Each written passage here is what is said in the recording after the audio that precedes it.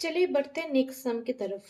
आज का जो सम है डिस्कस कर रहे हैं क्या है, cot four x into sine of 5x plus sine 3x equals to cot x sine 5x minus of sine 3x। इस वाले सम को करने के लिए क्या करना पड़ेगा, अगर हम लोग देखते हैं दोनों वाला LHS part and RHS part प्राय सिमिलर तरीके से है।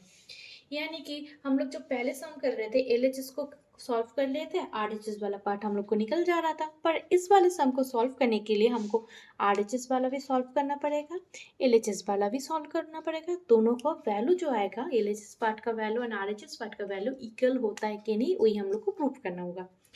तो स्टार्ट करते हैं एलएचएस पार्ट से।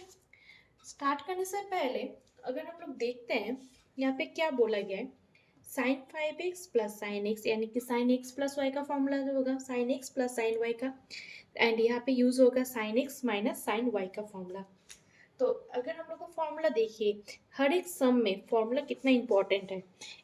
हर एक सम को करने के लिए आपको फॉर्मूले की बहुत ही ज़्यादा ज़रूरत है। तो स्टार्ट करते हैं एलएचएस पार्ट से।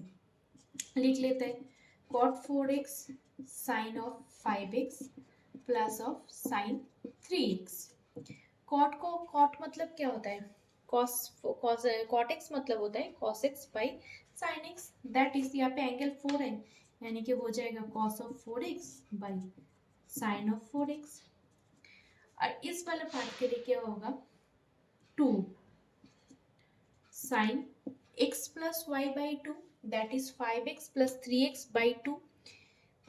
लिख लेते हैं 5x plus 3x by 2 into cos of 5x minus 3x by 2। ए साइन का प्लस का फॉर्मूला है, यानी कि cos of 4x by sine 4x into 2 sine of 5x plus 3x by 2, यानी 5 प्लस 3 मतलब होता है 8 divided by 2, that is 4 sine of 4x cos of 5 minus 3, that is 2 divided by 2, that is 1, that means x।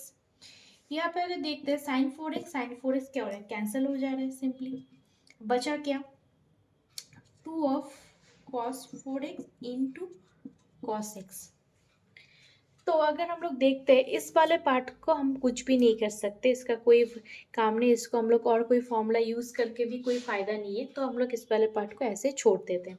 अब बढ़ते हैं next part के लिए, यानी कि जो आरएचएस वाला पार्ट है हम लोग उसको सॉल्व करते हैं, देखते हैं सिमिलर चीज़ आता है या नहीं।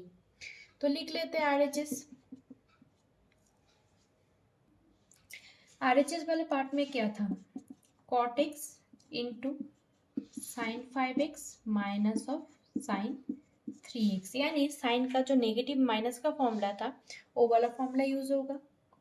कॉट एक्स मतलब हम लोग को पता है cos x by sine x into 2 of sine 5x minus sine 3x, that is formula क्या होगा 2 of cos x plus y by 2 into sine of x minus y by 2, यानी कि cos x by sine x into 2 cos of 5 plus 3 that is 8 by 2, that is 4 by 2, sorry 4 by 2 मतलब sorry 4, यानी कि cos of 4x sin 5 minus 3 by 2 that is sin of x।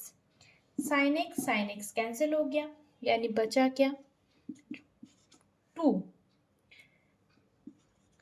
cos 4x into cos x। अगर देखते हैं ए वाला कौन सा part हुआ, आरएचएस वाला। ए वाला कहाँ से निकला था, एलएचएस वाला पार्ट से।